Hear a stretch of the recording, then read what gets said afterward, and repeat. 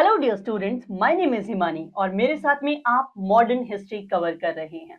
और आज इस इंडियन मॉडर्न हिस्ट्री के हम लास्ट चैप्टर को कवर करने वाले हैं। इससे पहले हमने देखा कि किस तरह से राइज ऑफ नेशनलिज्म होता है। ठीक है, कांग्रेस से पहले कौन कौन सी संस्थाएं बनती हैं, वो किस तरह के डिमांड्स ब्रिटिशर्स से रखती हैं या फिर वो किस तरह की पॉलिसीज को लेकर आना चाहती हैं। उसके बाद हमने देखा 1885 में कांग्रेस का फॉर्मेशन किस तरह से होता है और कांग्रेस के आने के बाद पॉलिटिकल सिनेरियो किस तरह से बदलता है। साथ ही हमने गांधी जी का आगमन 1915 में जो इंडिया के अंदर हुआ और गांधी जी के आने के बाद गांधी जी ने किस तरह की पॉलिसीज को इंडिया के अंदर इंप्लीमेंट किया, अपने मूवमेंट्स के अंदर इंप्लीमेंट किया, हमने वो सब भी जाना। और हमने बहुत सी और चीजें जानी जो उस समय के हॉट इश्यूज बने हुए थे, जैसे चौरी चौरा की घटना के बारे में हमने जाना, खिलाफत मूवमेंट के बारे में हमने जाना, रॉलेट एक्ट के बारे में हमने जाना और आज हम अपने देश को आजाद करा लेंगे। तो चलिए शुरू करते हैं चैप्टर नंबर 11 जिसका नाम है India marches towards independence. Let's get started. India marches towards independence. This is chapter number 11 and congratulations, we are at the end of this colonial history। और आज हम क्या करने वाले हैं, अपने देश को आजाद करा लेंगे। लेकिन देश किन परिस्थितियों में आजाद हो रहा है ये हम ध्यान से पढ़ने वाले हैं। तो लेसन के ऑब्जेक्टिव्स रहने वाले हैं द स्वराज पार्टी। सबसे पहले हम स्वराजिस्ट के बारे में पढ़ेंगे, उसके बाद में जानेंगे साइमन कमीशन के बारे में। क्योंकि 1919 का मॉन्टेग चेम्सफोर्ड रिफॉर्म जब आया तो उसने कहा था कि भाई हम 10 साल के बाद में क्या करेंगे, एक कमीशन बिठाएंगे जो ये देखेगा कि भाई जो ये हमने पॉलिसीज बनाई थी उन्होंने ठीक तरह से काम किया या नहीं किया, इंडिया में कुछ और रिफॉर्म्स की जरूरत है, किस तरह से ये रिफॉर्म्स जो है इंप्लीमेंट होने चाहिए। लेकिन ये कमीशन 2 साल पहले ही 1927 में आ गया जिसके अंदर एक भी भारतीय को शामिल नहीं करा गया और यहीं से जो इंडियन रेवोल्यूशनरीज हैं उनको क्या मिल जाएगा, मौका मिल जाएगा इसके अगेंस्ट मार्च करने का। खैर, आगे हम पढ़ेंगे लाहौर सेशन ऑफ कांग्रेस के बारे में, उसके बाद में हम जानेंगे सिविल डिसओबीडियंस मूवमेंट जिसमें स्पेसिफिकली हम पढ़ने वाले हैं दांडी मार्च के बारे में जिसको नमक सत्याग्रह भी कहा जाता है। इसके बाद में लॉन्च होगा क्या, क्विट इंडिया मूवमेंट। फाइनली ये डिसाइड करेंगे कि हमें क्या करना है, हमें ब्रिटिशर्स को देश से बाहर भगाना है तो भगाना है भैया, ठीक है। उसके बाद में पोस्ट 1945 डेवलपमेंट्स क्या क्या हमारे देश के अंदर हुए ये भी हम पढ़ेंगे। तो चलिए शुरू करते हैं। उससे पहले एक छोटा सा सेल्फ सर्वे आपके लिए। Name the place shown in this picture. क्या आप इस इमेज को जानते हैं? हम सभी इस इमेज को जानते हैं, राइट? क्योंकि हर 15 अगस्त को हम एक स्पीच सुनते हैं अपने प्रधानमंत्री की इसी किले से, राइट? तो अगला क्वेश्चन कह रहा है कि भाई how is it associated to freedom movement. एक कारण मैं आपको बता रही हूं और एक कारण आपको मुझे बताना है, ठीक है। तो जब देश आजाद हुआ 15 अगस्त 1947 को हमारे पहले प्रधानमंत्री जवाहरलाल नेहरू जी ने अपनी जो स्पीच दी थी जिसका नाम था ट्रस्ट ऑफ डेस्टिनी, वो कहां से दी थी? वो यहीं इसी लाल किले की प्राचीर से दी गई थी, okay. And it is very famous speech, okay, in our Indian history. And here comes the first question. What causes led to the weakening of non-cooperation means what? असहयोग आंदोलन। इसके फेल होने के, इसके कमजोर होने के कारण क्या थे? वही कारण जानने तो आज हम इस सेशन में बैठे हुए हैं, है ना? तो चलिए पढ़ते हैं। सबसे पहले बात करते हैं बेटा स्वराज पार्टी की, ठीक है। देखो अब फटाफट फटाफट लाइन बाय लाइन इसलिए पढ़ना जरूरी है क्योंकि हमें एक भी क्वेश्चन को, एक भी पॉइंट को मिस तो करना नहीं है ना।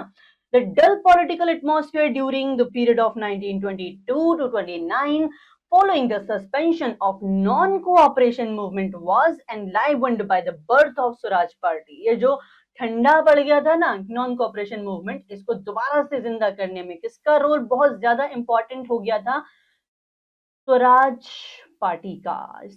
इसको हालांकि ये ऑलरेडी क्या है, हाईलाइटेड है, हम इसको फिर भी क्या कर लेंगे, एक बार अपनी समझ के लिए, अपनी अंडरस्टैंडिंग के लिए हम इसको अंडरलाइन कर लेंगे, राइट? स्वराज पार्टी, ठीक है।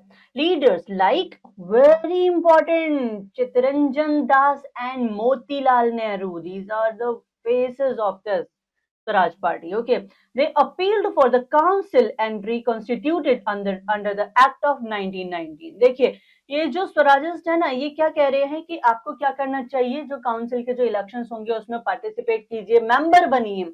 और मेंबर क्यों बनिए?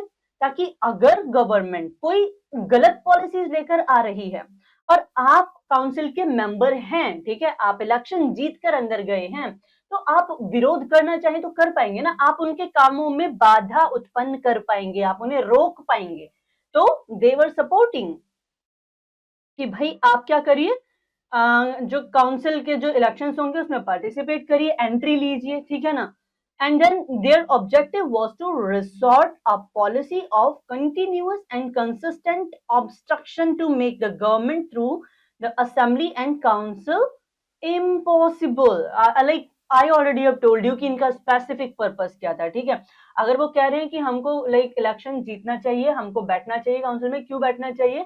क्योंकि भाई हम सरकार की कार्यकारिणी में अपनी राय रख सकते हैं, ठीक है। यदि हमारी राय नहीं मानी जाती है तो हम विरोध भी कर सकते हैं, लेकिन अगर हम सदस्य ही नहीं है तो ना तो हमारी राय मांगी जाएगी और ना ही अगर हमें कोई बात गलत लग रही है तो उसे सुना जाएगा, ठीक है।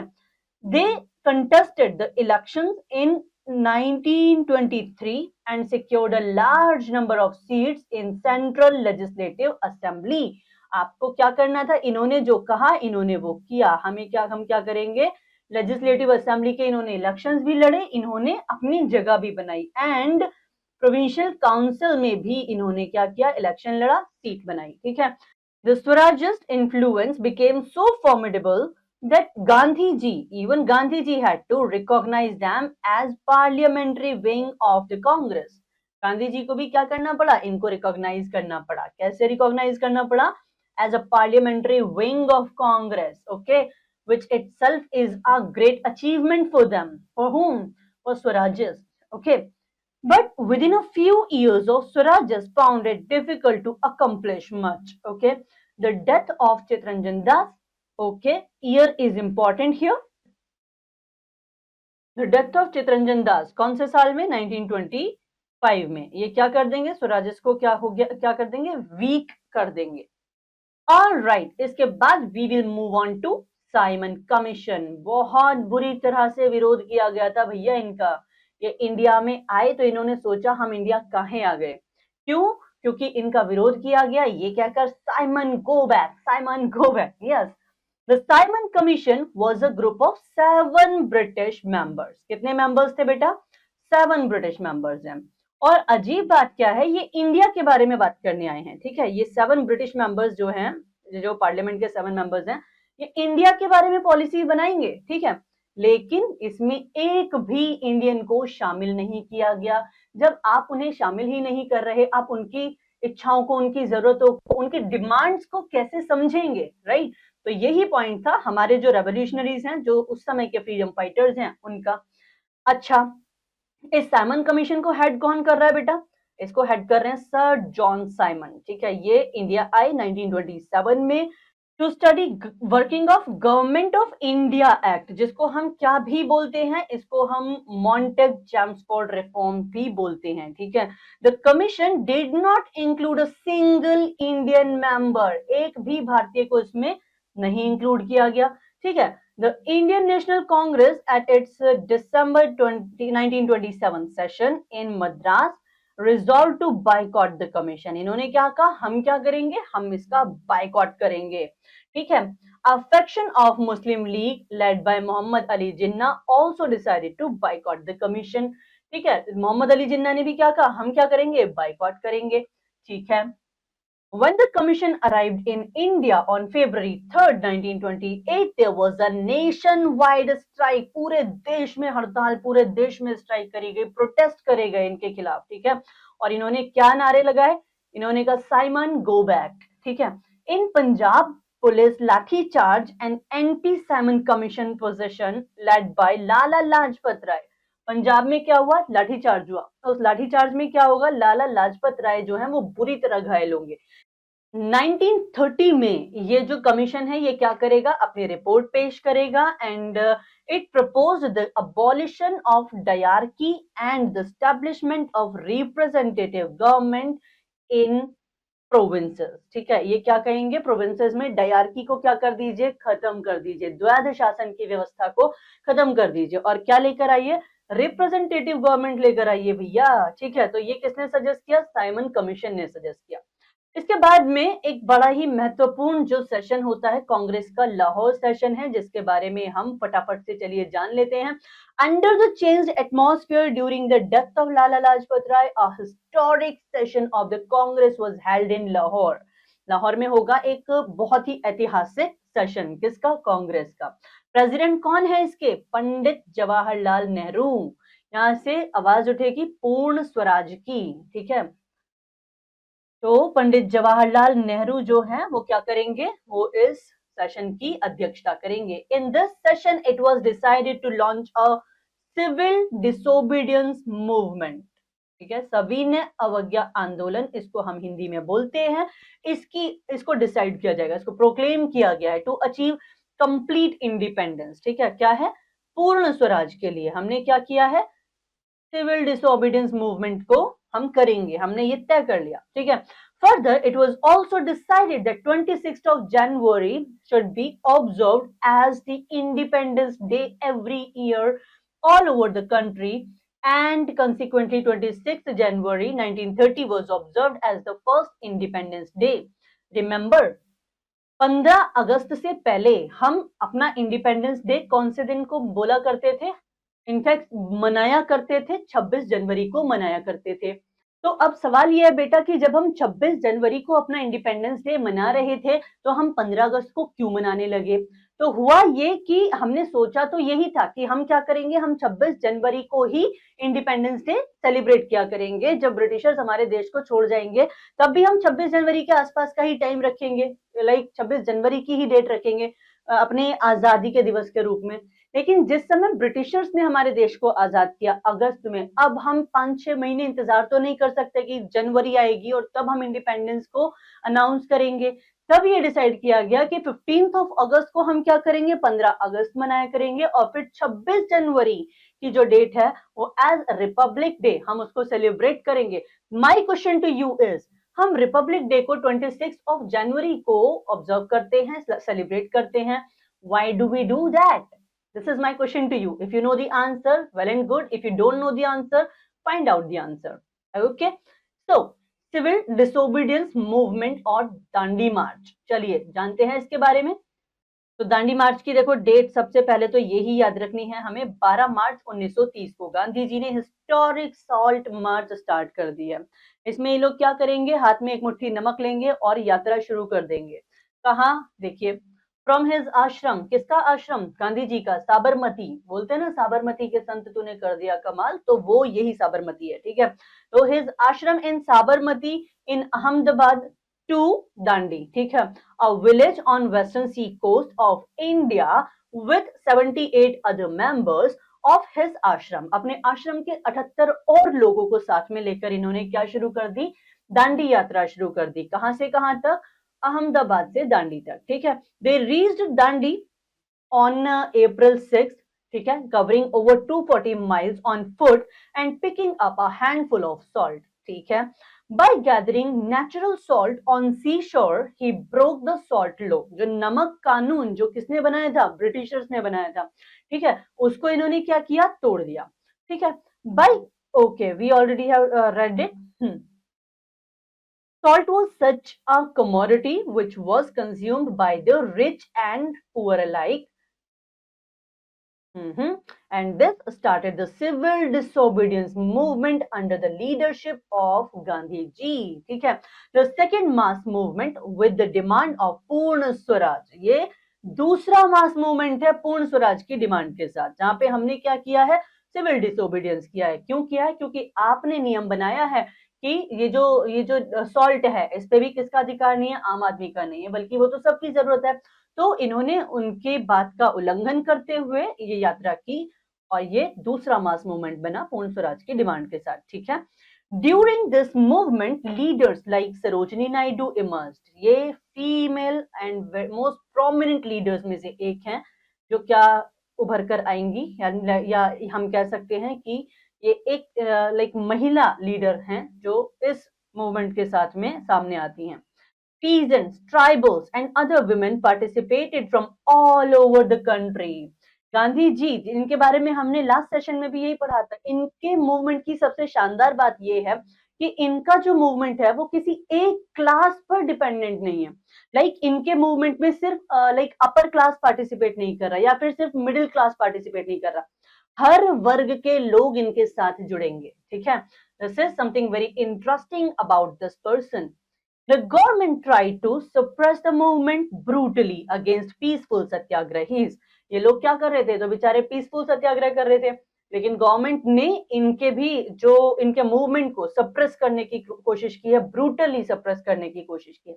However, the movement was temporarily suspended when the Gandhi-Irwin Pact was signed in 1931. This year is important बेटा, क्योंकि ये वो टाइम भी है जब राउंड टेबल कॉन्फ्रेंस चल रही है। ठीक है, 31, 32, right. And what was the year of first round table, do let me know.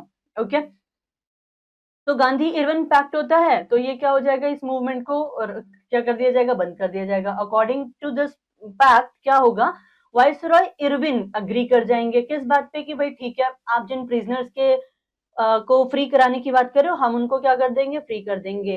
Please remember, इसमें भगत सिंह, चंद्रशेखर और राजगुरु शामिल नहीं थे, क्योंकि ब्रिटिशर्स उनको क्या मानते थे, ब्रिटिशर्स उनको रेवोल्यूशनरी नहीं कह रहे थे, ब्रिटिशर्स कह रहे थे कि इन्होंने ये टेररिस्ट एक्टिविटीज वो उसको कंसीडर कर रहे थे। तो उन्होंने भगत सिंह, चंद्रशेखर और राजगुरु के अतिरिक्त यदि कोई जो प्रिजनर्स थे उनकी फ्रीडम को इन्होंने एक्सेप्ट किया, लेकिन गांधी जी के कहने के बावजूद भी इन्होंने क्या नहीं किया, उन तीनों की जो आजादी है उसको एक्सेप्ट नहीं किया।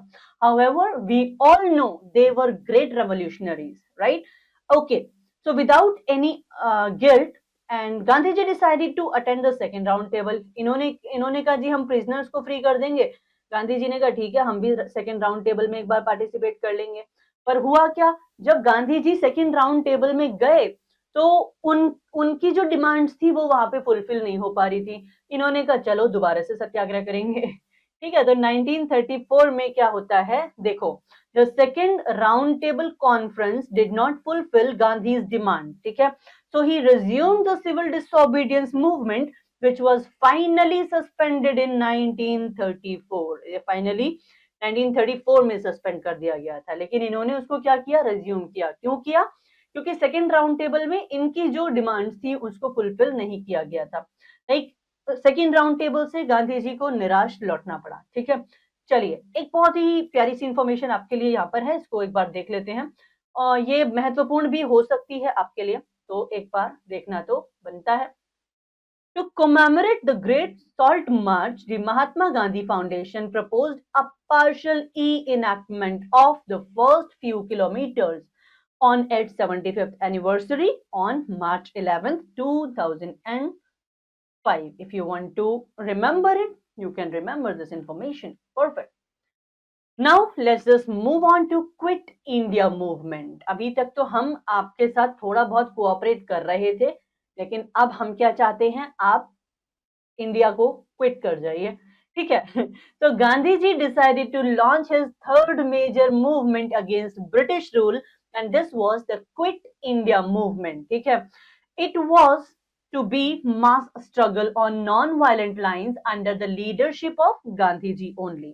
अब गांधी जी को ही क्यों लीडर बनाया जा रहा है बार बार भाई, क्योंकि ये वो लीडर हैं जो हर क्लास के व्यक्ति को अपने आंदोलन से जोड़ने में सक्षम हैं। ठीक है, but before the Congress could start the movement, इससे पहले कि कांग्रेस क्या करे मूवमेंट को स्टार्ट करती, the government was quick to let loose a reign of terror on 9th August. Gandhi ji and other like Congress leaders were arrested. इनको क्या कर लिया गया, अरेस्ट कर लिया गया, क्योंकि सरकार जानती थी कि ये अगर आंदोलन करेंगे तो लोग हमारे खिलाफ हो जाएंगे। इनको अरेस्ट कर लिया गया। But the younger activist organised demonstration and hartals in factories. उन्होंने क्या किया, उन्होंने हड़ताल को कंटिन्यू रखा।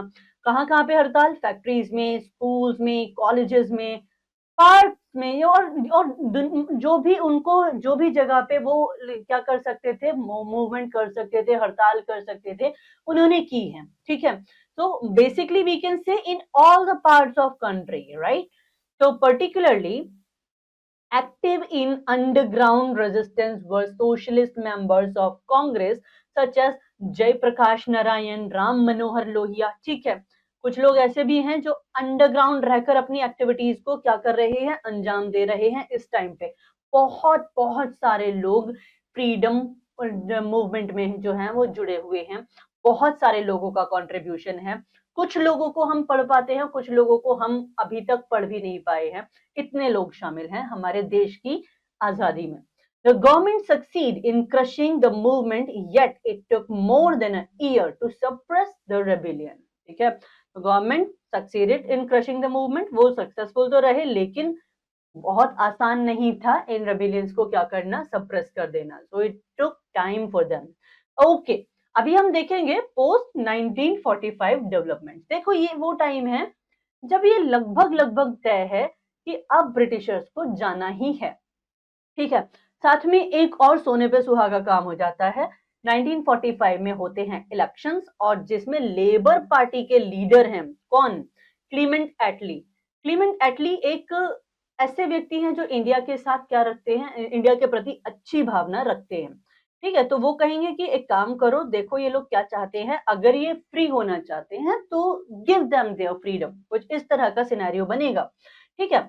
तो Clement Attlee was a sympathetic person towards Indians, ठीक है, and he sent Cabinet Mission. ये ईयर आपको जरूर याद रखना है, ठीक है। एक क्रिप्स मिशन कब आता है, कैबिनेट मिशन कब आता है, तो कैबिनेट मिशन को भेजा जाता है 1946 में। The mission decided to transfer powers and propose an interim government and a constituent assembly to frame the constitution for India. इस मिशन ने क्या करा, इन्होंने डिसाइड किया कि हम पावर्स को किसको दे देंगे, जो इंटरिम गवर्नमेंट है इंडिया के अंदर बनेगी उसको दे दिया जाएगा, एंड एक क्या बनाइए आप अपनी कॉन्स्टिट्यूएंट असेंबली फ्रेम कीजिए।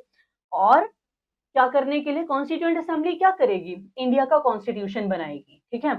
तो it is also recommended a federal government which would deal with foreign affairs. इन्होंने क्या करा, इट ऑल्सो रिकमेंडेड, इन्होंने रिकमेंड किया किसको, एक फेडरल गवर्नमेंट को, ठीक है। वो क्या करेगी, ये डील करेगी फॉरेन अफेयर्स से, डिफेंस से, ठीक है, and communication in other powers would be with the provinces. जो प्रोविंसेस हैं उनकी पावर्स उनके पास रहेंगी। आपको ये जान के आश्चर्य होगा कि जिस समय देश आजाद हुआ है उस समय पे हमारे पास बहुत सारे प्रिंसली स्टेट्स भी थे, ठीक है। और इन प्रिंसली स्टेट्स को बाद में जब कॉन्स्टिट्यूशन बन रहा था और जब कॉन्स्टिट्यूशन बन गया उसके बाद तक इंडिया के अंदर मिलाया गया है, ठीक है।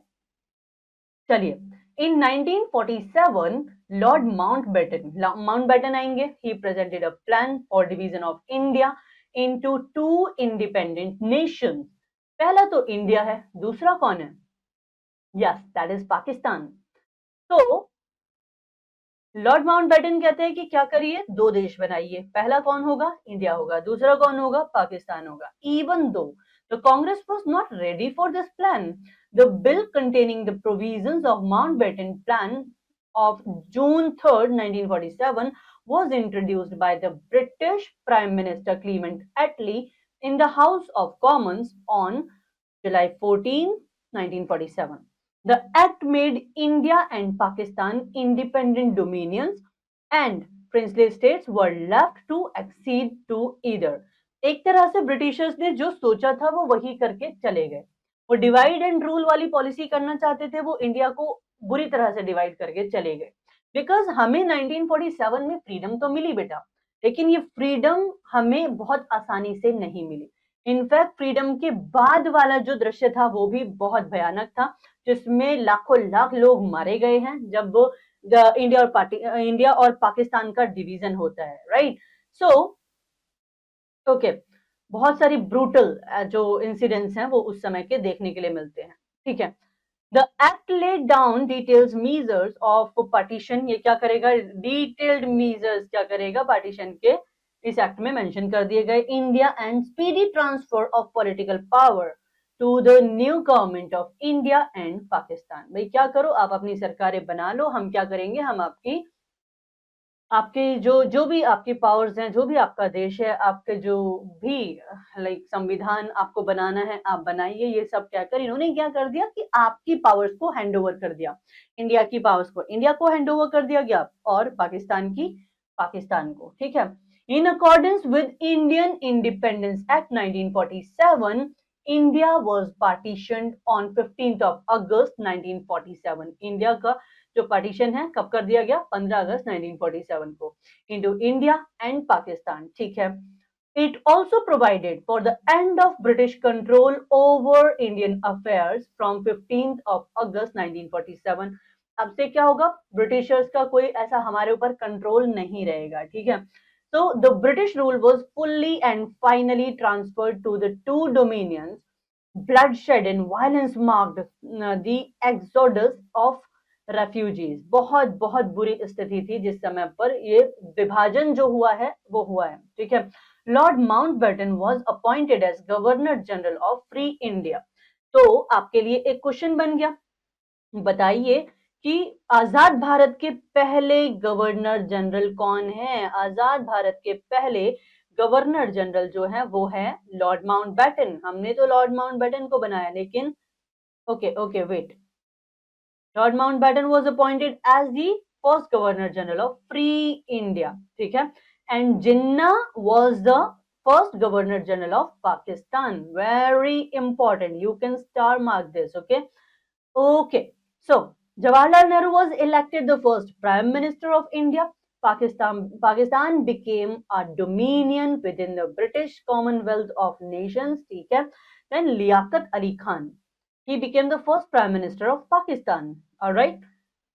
The boundaries of Pakistan emerged on the map of world in 1947. 1947 में जो वर्ल्ड का मैप बनता है जिसमें हम पहले पूरा भारत नजर आते थे, अब 1947 के मैप में क्या दिखाई दे रहा था कि ये हमारा इंडिया और ये इसके पड़ोस में इसका पड़ोसी देश पाकिस्तान. ठीक है, जो अभी नया नया आजाद हुआ था. ठीक है.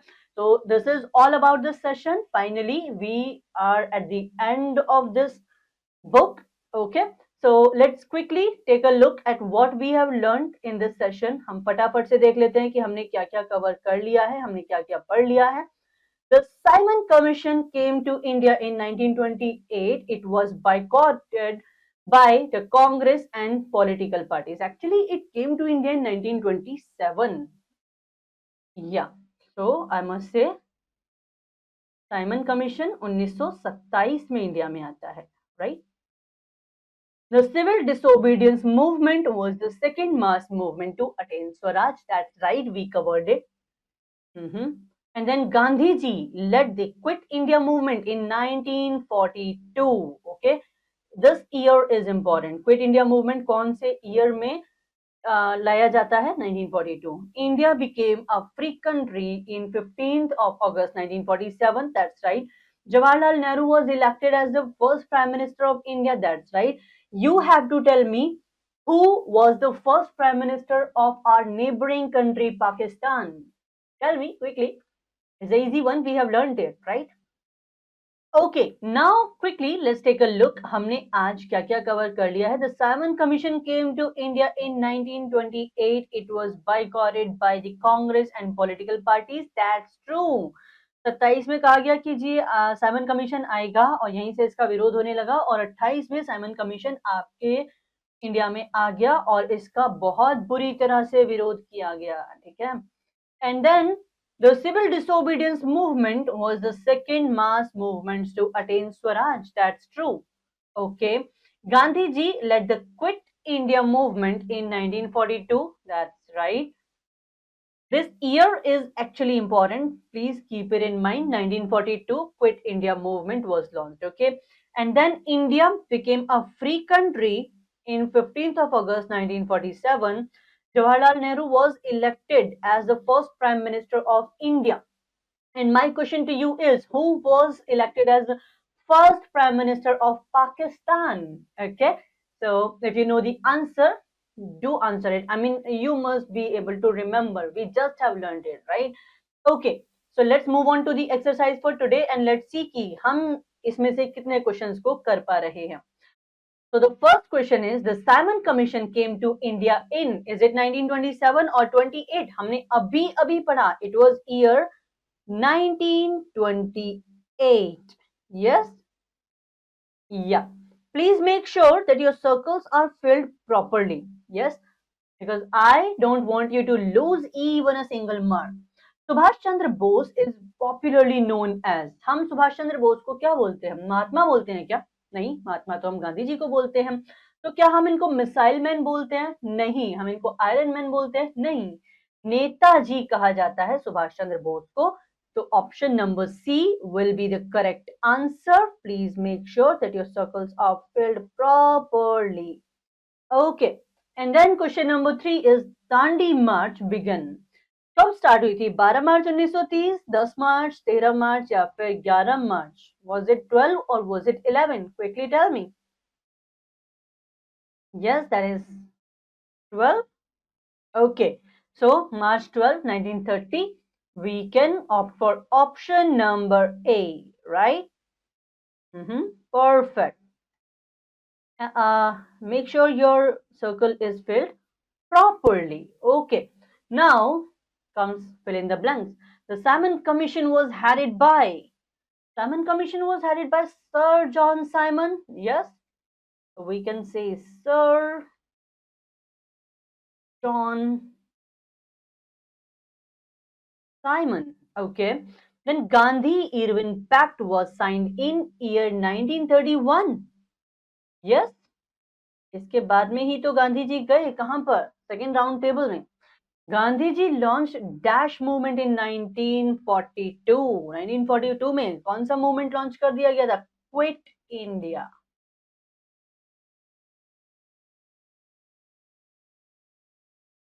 ठीक है. CR Das was not Swarajist. That's not true. He was a Swarajist. हमने आज सबसे पहले इन्हीं के बारे में पढ़ा था, right? The civil disobedience movement was the second mass movement. That's right. हमने पढ़ा था इसके बारे में, आज ही पढ़ा था. The Quit India movement demanded immediate end of British rule. That is again true. Okay, so that's all for today. And I hope ये बहुत ही आसान से क्वेश्चंस हैं जिनके आंसर अब आप कर पाएंगे और आपको एक बेहतर समझ बनी होगी about our freedom struggle, right? With this, we are at the end of this book and the chapter, and I hope you must be having a better clarity about history now. So I'll take your leave now, and I would say, like, keep revising, please, and keep learning, keep revising, because revision is the key for your success. Thank you so much. Bye bye.